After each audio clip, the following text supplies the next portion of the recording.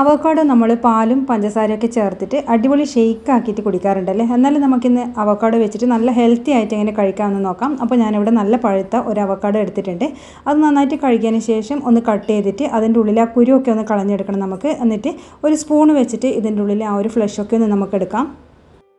Avocado വാങ്ങിക്കുമ്പോൾ കുറച്ച് പച്ചയായിട്ട് നമ്മൾ വാങ്ങിക്കുമെങ്കിലും കുറച്ച് നല്ലോണം പഴുത്തതിന് ശേഷം മാത്രമേ നമ്മൾ യൂസ് ചെയ്യാൻ പാടുള്ളൂ. പച്ചയായി കഴിഞ്ഞാൽ എന്ന് പറയുമ്പോൾ അത് കുറച്ചൊരു കയ്പ്പ് രസം ഉണ്ടാകും. അപ്പോൾ നമ്മളിതെല്ലാം ഒന്ന് നല്ലപോലെ ഒന്ന് ഉടച്ചെടുക്കുന്നുണ്ട്.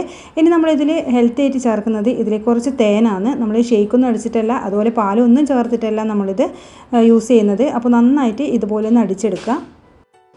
ഇനി നമ്മൾ ഇതിലേക്ക് കുറച്ച് തേന ചേർത്ത് കൊടുക്കാം. അധികമൊന്നും ചേർക്കേണ്ട ആവശ്യമൊന്നുമില്ല. കുറച്ച് തേന ഇതിലേക്ക് ചേർക്കുമ്പോൾ തന്നെ രണ്ടും ഒരുപോലെ ഒന്ന് മിക്സ് ചെയ്തെടുത്ത് കഴിഞ്ഞാൽ നല്ല ടേസ്റ്റാണ് കഴിക്കാൻ വേണ്ടിയിട്ട്. വേറെ നമുക്ക് പണിയൊന്നുമില്ല, ഇതുപോലെ നമുക്ക് കഴിക്കാം. അപ്പോൾ നമ്മൾ കണ്ണൂർ നാട്ടിലെ ബത്താസ് പുഴുങ്ങിയിട്ട് കഴിക്കുന്ന പോലെ ഉണ്ടാവും ഇതിൻ്റെ ടേസ്റ്റ്. അപ്പോൾ എല്ലാവരും ഇതുപോലെ ഒന്ന് ഉണ്ടാക്കി നോക്കണേ.